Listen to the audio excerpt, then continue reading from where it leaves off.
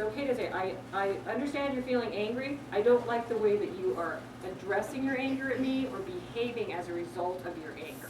All right, it's not saying you can't be angry, but just I don't like the way that you are channeling that anger towards me. So it's still validating their feeling, not discounting it in any way, but then again setting an own boundary as far as you can be angry, but you can't treat me like that. Okay? Here's another one. Okay, Valentine's Day's coming up. Right? Hasn't come up yet, right? Okay. Now let's say that you can tell Valentine's Day means to me, sorry. Okay, let's pretend you really like Valentine's Day. It's like your favorite holiday, and you really like getting candy for Valentine's Day, okay? And you were with your partner, you know, husband, wife, partner, etc. And Valentine's Day comes and goes, and you didn't get any candy, okay?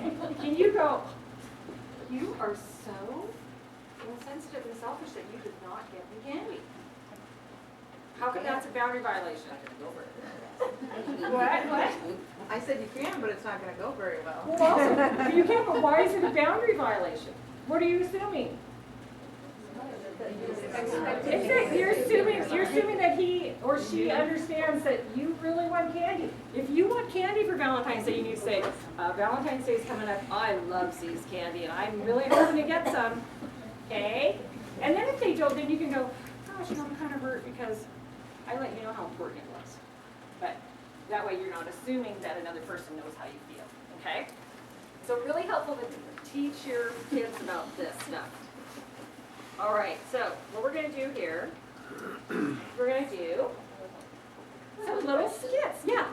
Doesn't that happen though, even like middle schoolers? Oh yeah, this happens. Even just two girls. Oh, I talk about all this all the time. I talk about this with fifth graders because a big thing that boundary violation that girls do, boys don't do it as much, but little girls do, is the silent treatment.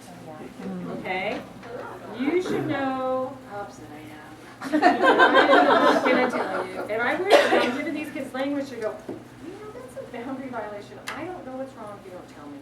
You know, and then we talk about using I statements. I feel uncomfortable when you give me the silent treatment. But yeah, yes, boundaries, you use it throughout your life. It's great you're learning it now, but yeah, it's really great to learn it, you know, from a young age. Use it through. All right, so we're going to do some little ice cream skits. Little kids around ice cream. Let's see where I put them. So I just need 3 volunteers. Okay, and these are scripts, so you don't have to like memorize or anything. You're just going to do a little skit with me. Okay, is your name Julie? It is. Okay, Julie. Now, so let's see. You are going to be B. Okay. And would anybody else like to volunteer? Oh, awesome. I have young people volunteering. Okay, let's see. Come on up here. I was wondering. Do you two know each other? He's my brother. He's your brother. Okay, well that might be a little awkward. We're role playing, but how about let's do. Can you role play with me and just assume that I'm 16 or 17, not older? Is that going to be weird for you, or you be all right with it? It's fine. Is that fine? Okay. So let's give you this one, and just so you read your part, and I'll tell your part here, and then.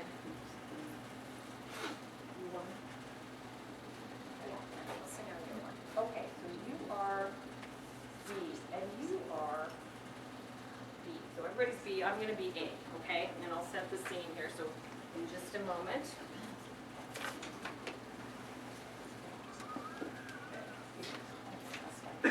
Okay, so you ready, Julie? Yes. Now, so all you have to do is when you do your part, you're just going to read your part with feeling, okay?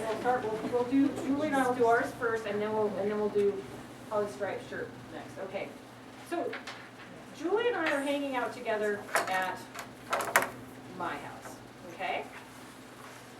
Hey Julie, would you like some ice cream? I'm not really sure. Kind of sounds like it could be good. Well, I'm gonna get you some because this ice cream is just the best.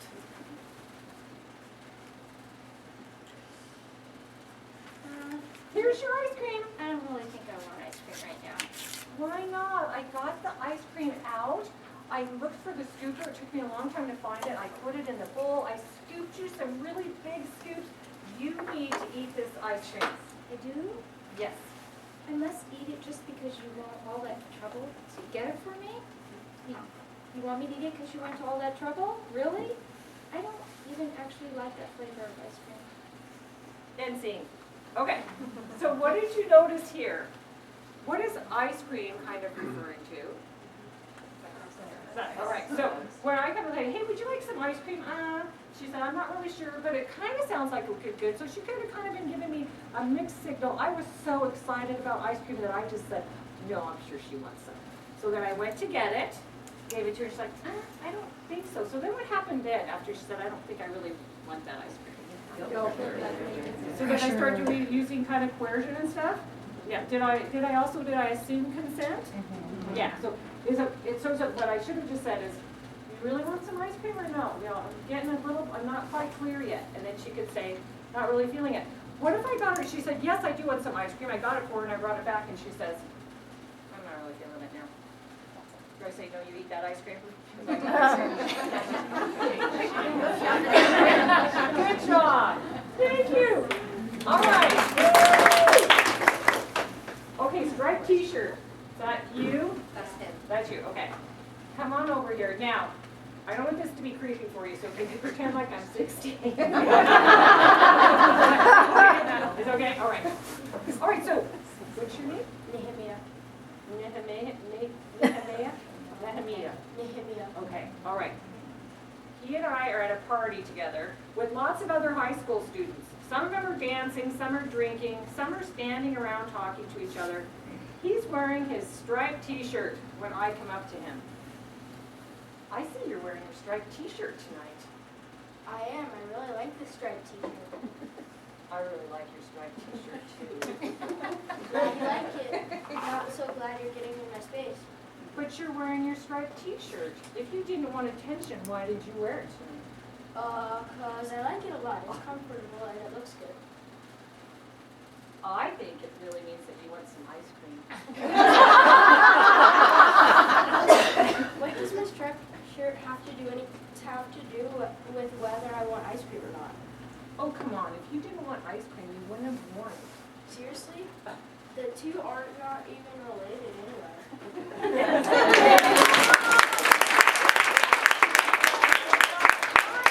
So what did you notice about this one? Were there any assumptions of consent being made? Yes. And it kind of just shows you, kind of shows you how silly it is to just assume consent based on a striped t-shirt. It's like we need to ask consent. All right, you ready? Okay, let me get my other, gosh, I gotta play all these roles here. That's okay. Okay, I guess I'm like 18 now. I've gotten a little bit older. All right, so what's your name? Hawani. Okay, so Hawani and I are at a party with a bunch of other people. Hey, I noticed you're drinking. That must mean you want some ice cream. Actually, I'm drinking because it's fun, and it makes me a little less shy. I hadn't even thought about ice cream, or if I wanted to have ice cream when I started drinking. Are the two even related? I'm not sure, but hey, you feel like some ice cream? Actually, that does sound good. Sure, I'd like some.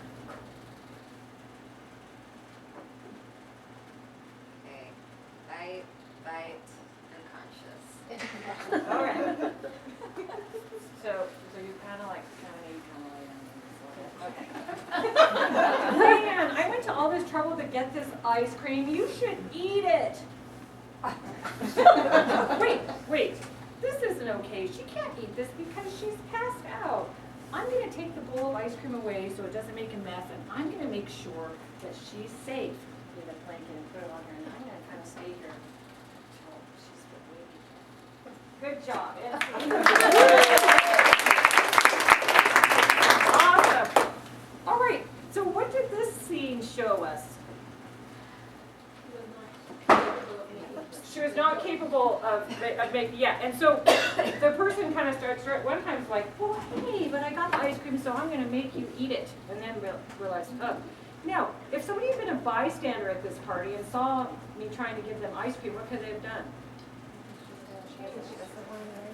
Yeah, stepped in and said, hey, it doesn't look like they want ice cream, or hey, I'm gonna help get them out of here, okay? And it's really helpful, you know, to kind of bring up scenarios like this. If you've seen the consent T, have you seen the video consent T on YouTube? Okay, this is like the consent T, it's wonderful, I would really recommend it. There's an explicit version and a non-explicit. I'd go for the non-explicit because explicit, they really use the F word a lot. Okay, but the non-explicit, but it shows people how silly it is to assume consent or to cross somebody's boundary without asking for consent. So it kind of just gives you some another thing that you can look at and actually watch it with your team. Is it T as in TEA. or- TEA, yes, consent TEA. I should have stuck that on.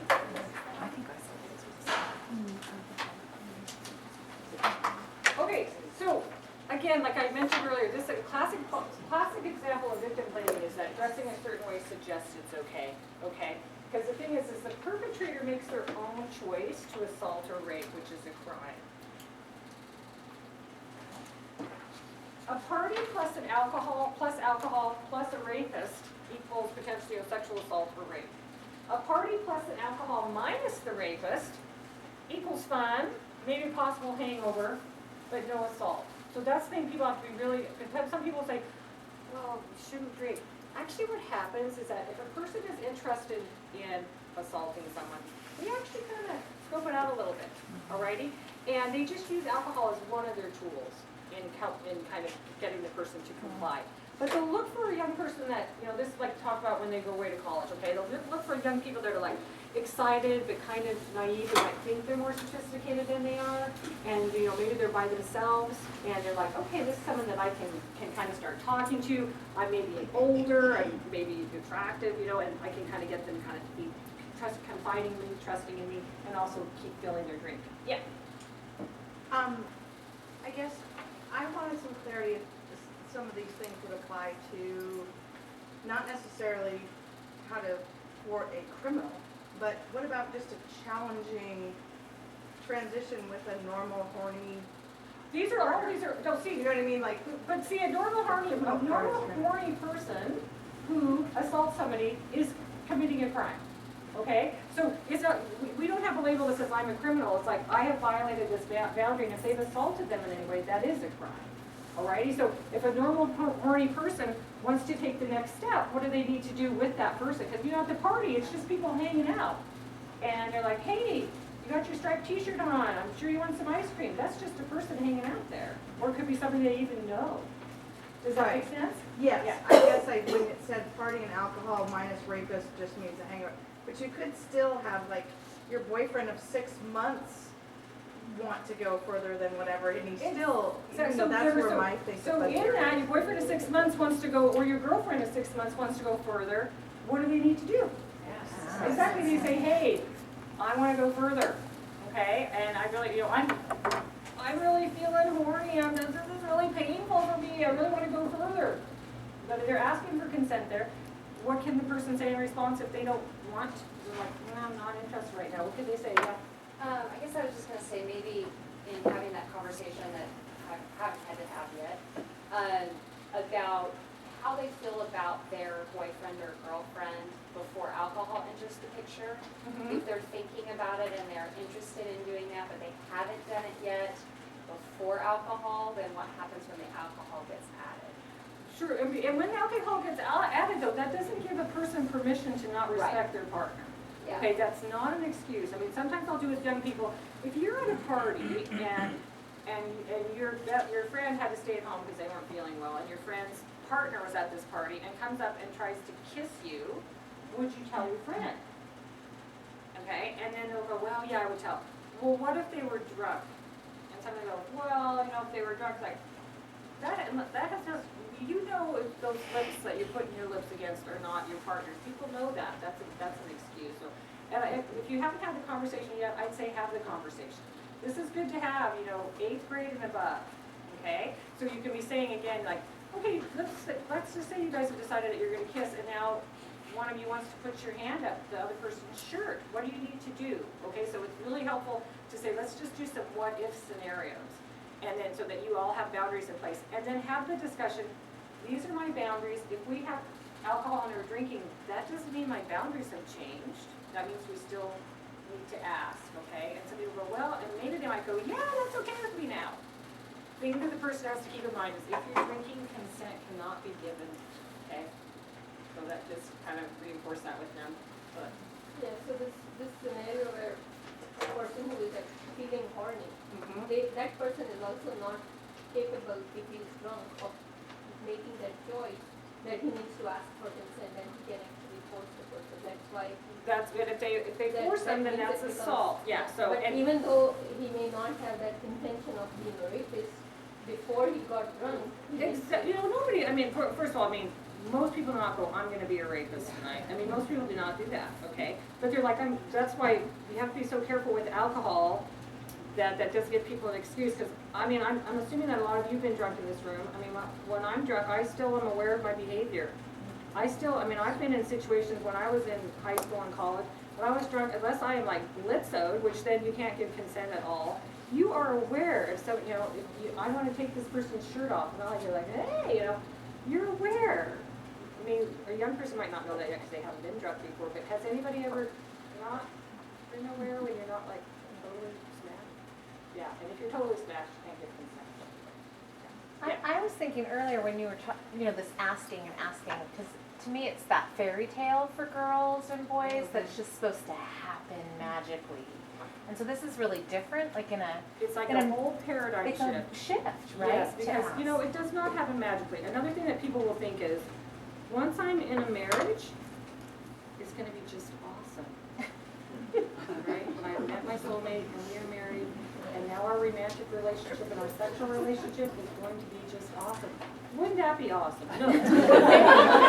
Right? What makes a relationship awesome is that you have to sit down, and that's why they, especially for younger people, are like, let's get some counseling before you get married. They talk about, you gotta talk to your partner.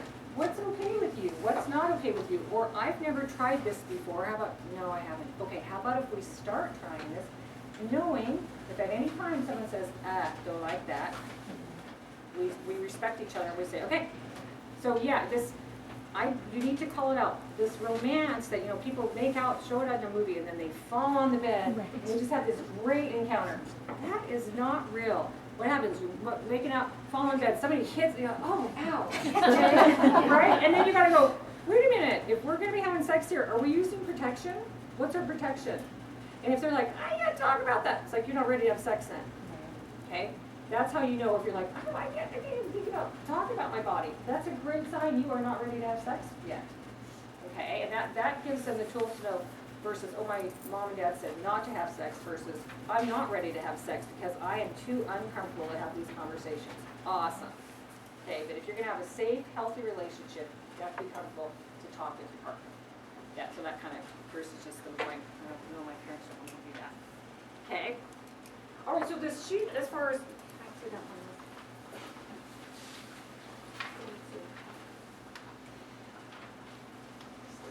Whoops, oh, something happened there.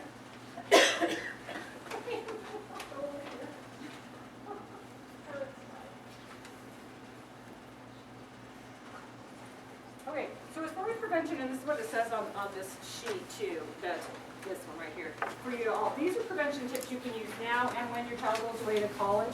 Again, to really stress your person, nothing you ever do will make rape your fault, okay? Because there's so many people that they think, oh, this happened to me, it must have been my fault somewhere, okay? And so understand the best thing that can be done to prevent rape is to prevent people from raping.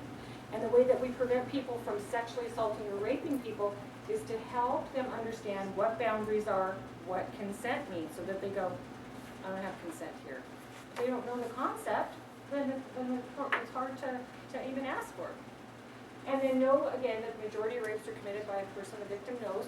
So like what it says on here, in a social situation, even if it's somebody that you kind of know, trust your gut, and you know, if you're feeling a little awkward about it, you know, kind of get out of the situation where you're alone with them. Be aware of your surroundings at all times. This is helpful when your young person goes away to college. They should know the most lit routes to get from point A to point B. They should know where blue phones or emergency boxes are on campus. So it's really good to kind of go through this worksheet with them. Also, know in college the majority of rapes happen during the first few weeks of the school year. And again, the reason why is because people are giddy. You know, they're meeting a lot of people. They're like, I want to belong, you know, I want to go to this party, I want to try this out. Maybe they have not been in areas where they've had to be making independent decisions, so they're like, woo, okay? So it's good to, between now and when your child goes to college, give them situations where you're going to, let's do some what ifs here. What if this happens? What would be a good thing to do? So you get them kind of thinking ahead like that, all right? But that's why it can happen because they're just in such a new situation. So what's helpful is you tell them to drink responsibly, but that doesn't mean if they drink irresponsibly that it's their fault. But this spells it out. Make sure that you do not have more than 1 drink per hour. That's 1 glass of wine, that's 1 beer, that's 1 shot. Stay away from the punch, the jungle juice. Just stay away from it. Tell them that, okay? And if you don't see who's making your drink, don't take the drink from them. Because you don't know, it might be really, really strong and you have no idea. I would let them know, you know, I mean, even give them a sip before they head off of something that tastes sweet. Go, see how this tastes good? This has alcohol in it. Because if they've never experienced that before and they go and drink punch and think it's just going to be punch, so really helpful to kind of, you know, see this has alcohol in it. Make sure that you just stick to having a beer or a glass of wine. Be assertive. That's how, oh, don't leave your drink unattended. What's really helpful too is for them to stick with their friends, come with some friends, make sure that they're keeping eye contact with their friends, and then they have a little mechanism in place to make sure that they leave together.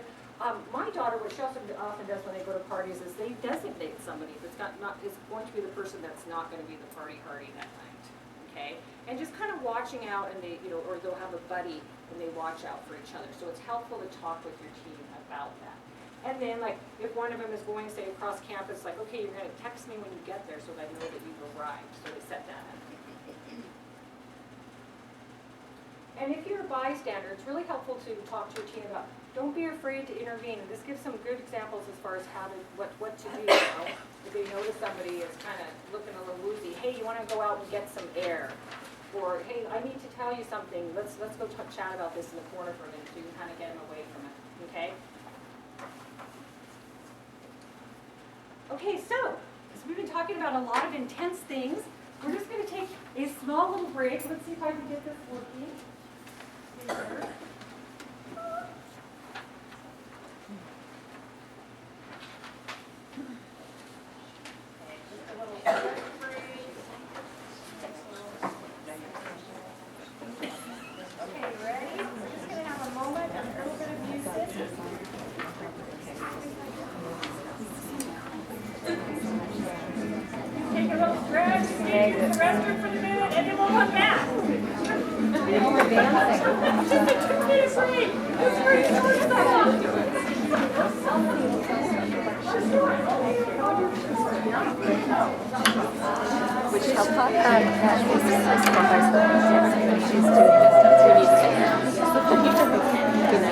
I don't know if she's made a decision on it. Just not clear on that yet.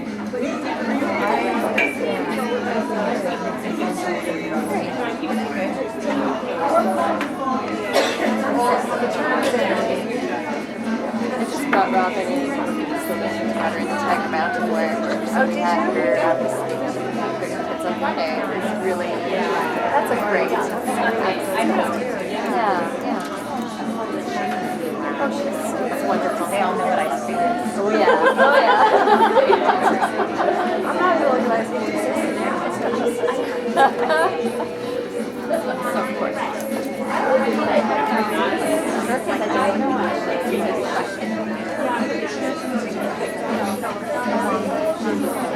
know. We all try I started.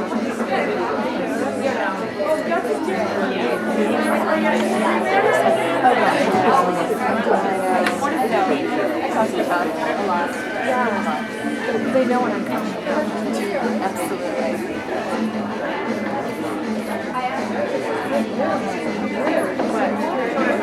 I talk to my daughter's 16-year-old lot.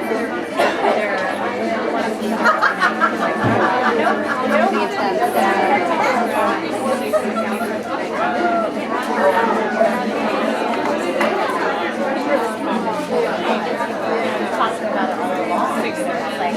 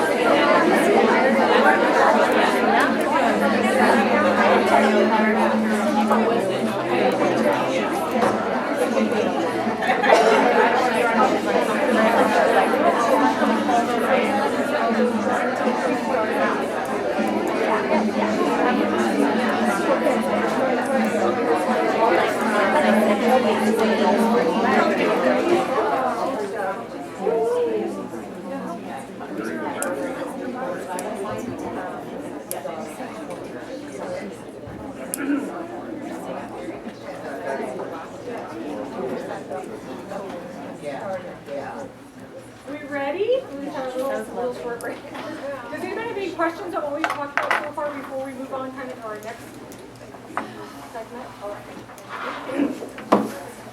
What we're talking about now is healthy, unhealthy, and abusive relationships.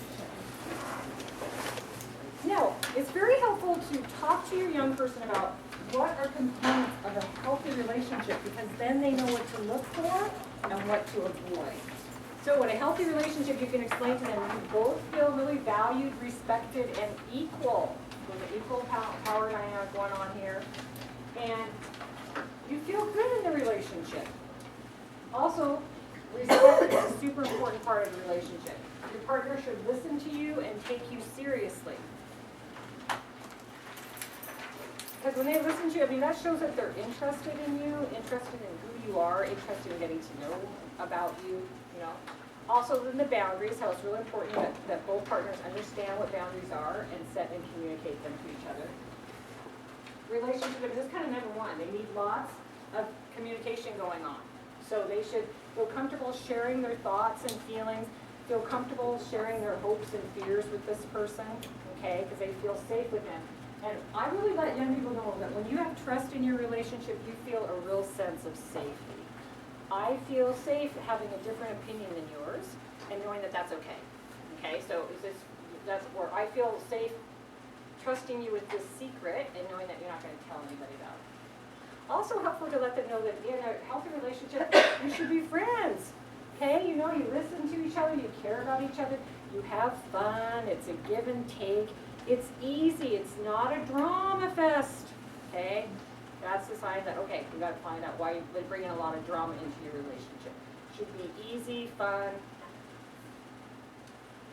Now, and to let them know, but all relationships have ups and downs, and sometimes there might be hurt feelings, and that's totally fine. But in a healthy relationship, arguments are resolved by maybe people are upset, they go, all right, we're gonna take a little bit of time out, and then we're gonna come back and we're gonna sit down and we're gonna talk to each other about it. Or argument about not who's winning and who's losing, but just like, okay, this is, I felt hurt when you did this, and you know, can I understand why you did, etc. And can come up with solutions, compromises together. Really helpful to stress with them, in a healthy relationship, it's okay to do your own thing. You don't have to just hang out. I mean, my son has a friend, and oh my gosh, he's like, I never see Lewis anymore. All he does is hang out with his girlfriend. So it's very helpful to stress to them that, you know, you want to be with that person all the time, but it's really important that you have your own interests and your own space too, and you don't have to have all the same friends. And then there should always be consent in the relationship. So again, what's helpful is talk to your teen about these qualities. Again, so they know what to look for, what to avoid, and encourage them to trust their gut, because people know when a boundary's been violated because they feel it. You know, you can kind of feel it in your body. And show that you're available, open, and interested. It's really helpful. You'll pick a time that's going to work well for you and your teen. Maybe you're taking them to an extracurricular event. Maybe you're going out for coffee. Maybe you're walking the dog together. But it's time, you know, great to make time. Hey, let's go out for coffee once a week, and let's talk about life skill topics. You know, just let them know so that you start having that relationship with them where you talk pretty regularly. And by creating a safe space for conversations, what's really important here, this means, you know, you're gonna listen to what they have to say and to recognize that they might have a different opinion than yours, and that's okay. It's like, oh, how come you feel that way? Versus, you know, my way or the highway, because sometimes, you know, especially when they're a teenager, they might start looking at things differently, and it's helpful to understand why they do that. I mean, we have to be really open and let them know that they feel safe talking to us, otherwise they're not gonna talk to us. An example I have from personal experience is, I've always tried to be very careful about talking to my son about, like, if I didn't like some of his friends, about not saying anything to him about his friends. Always tried to be really careful about that. And just kind of encourage him to look at what is it, why is he like hanging out with this person, what might be something he wants to be thinking about with them. So he has this one friend, and this friend's a big-time smoker and influencing my son in a negative way. So I finally said, I think that friend's yucky, I don't like that. And he said, why are you saying bad things about my friend? And I'm like, well, have I ever said bad things about your friends? No. Well, so what does that say to you in this case? Well, that you don't really like my friend. I was hoping, man, you know, I saved up all my points. I'm going to now tell him I don't like this friend. And he, because of his extreme love for me, is going to say, okay, we can't be friends anymore. Now, what's happened? He just doesn't talk to me about his friend. He still sees him. So we can't, I mean, we just have to set up the space and again talk to him about what is it you like about this friend, maybe kind of point out some things. It just doesn't seem as healthy that this friend likes to just hang around and smoke cigarettes. I'm worried and concerned about that. But if we try to pressure them or judge them, they're going to go, okay, I'm just not going to tell you. Yeah. So. Okay, so dating abuse, helpful to understand that dating abuse, abusive relationship is any pattern that is meant to control or isolate a partner. So when a person is becoming abusive in a relationship, that is their goal, is to control and isolate their partner. There can be different types of abuse, okay? Physical, sexual, verbal, which we put downs, insults, or yelling. Emotional abuse would be demonstrating extreme jealousy. Where are you? How come you're not here with me? Possessiveness. I can't be without you. Okay, or isolation. We should only hang out together because it's just us now. Us against the world. It's like people isolate. And then technological abuse would be like reading somebody's text messages. Your text messages are private and your partner should not ask to read your text messages unless you're okay with it, okay? Or calling somebody incessantly. Or maybe they go out with another friend and you text them 16 times. Now you want to point out to your son or daughter if you see that happening, actually that is kind of an unhealthy, abusive thing. They should not be checking in with you that much, okay? And then also sharing a private text or an image with somebody without your consent. Super important. If somebody takes a picture, there was a guy once that, his girlfriend they were naked and he got his camera out, took a picture of her. And she's like, I didn't want you to take a picture. Well, but I want to have something for when you're not here with me. Okay, boundary violation, right? You need to delete that. Okay, so, but if you love me, no, you respect, if you love me, you respect my boundaries, and I'm not comfortable having a picture of me naked on your phone. And somebody might say, I am okay with that, but again, that's where that person sets that down. Now, again, it's helpful to know that anybody can be a victim. Males and females are victims of dating abuse, and it's a pattern that will escalate over time. So it's a pattern of behavior. It's not just a one-time incident or isolated. It comes in cycles. What will happen is it'll be a little pattern of behavior. There'll be a blow-up, and then the abuser will start feeling bad, like, oh, I just was having a really bad time. That's why I did that. And so then the victim was like, oh, good, okay, I'm glad. And then there's a really peaceful time where the abuser says, I'm not gonna do that. I promise I won't do that again. And the victim's like, good, because I really love all these other things in you. And then the cycle starts building up again. So helpful to know that it is a cycle. It will escalate. The only way that abuse is probably going to be de-escalate is if that person is getting professional help on how to cope with their emotional feelings. Okay, so it's not going to just go away by itself.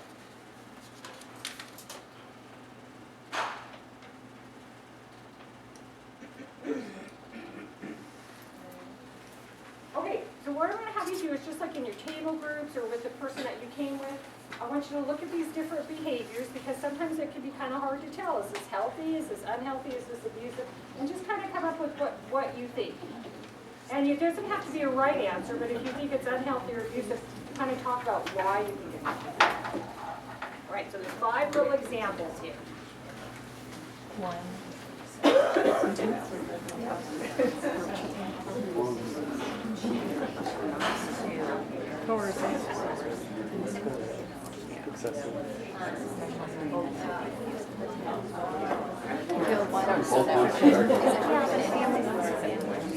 Healthy and unhealthy. So that's abuse.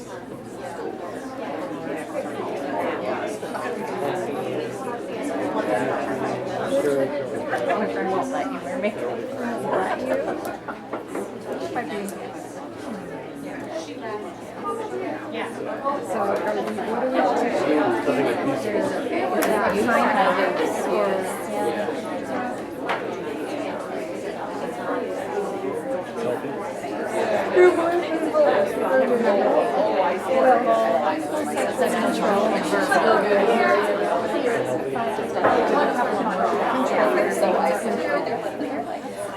I mean, that's the thing, if it's a pattern, any of those things can be a pattern. Number 3, girl, feel like she is nice to me, like you desire a little. Right. Nice to know that feeling, identify. First of all, it might be nice, but if that continues to stay naturally. It would be a request. It just depends on context. Sure.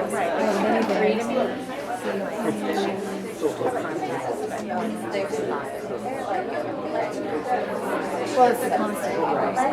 But I don't really care what's contrary because it's a very big Or whenever, so that would be the answer, whenever.